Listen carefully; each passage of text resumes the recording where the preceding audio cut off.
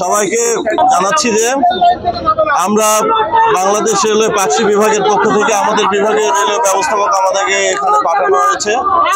সেই অংশ হিসাবে আমরা এখানে এসেছি। হিলিবাসীর প্রাণের দাবি যে এখানে ঢাকাগামী আন্তনগর ট্রেনের বিরতি চাই। সেই উপলক্ষে তারা আন্দোলন সংগ্রাম করছে। তাদের আন্দোলন সংগ্রামের যে যৌক্তিক যে দাবিগুলো, সেই দাবিগুলো স্মারকলিপি আকারে আমাকে দেওয়া হয়েছে।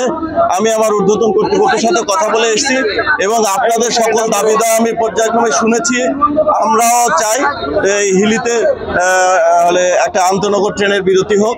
সেই দাবি সংবলিত কথা আমি আমার ঊর্ধ্বতন কর্তৃপক্ষকে পেশ করব এবং আপনাদের স্মারকলিপি আমরা পৌঁছে দিব, এই আমি অঙ্গীকার করতেছি। এবং অতি দ্রুততার সাথে যেন এই সমস্যার সমাধান হয়, এখানে বিরতি হয়, সে ব্যাপারে আমাদের রেলওয়ে ঊর্ধ্বতন কর্তৃপক্ষ প্রয়োজনীয় ব্যবস্থা নেবেন।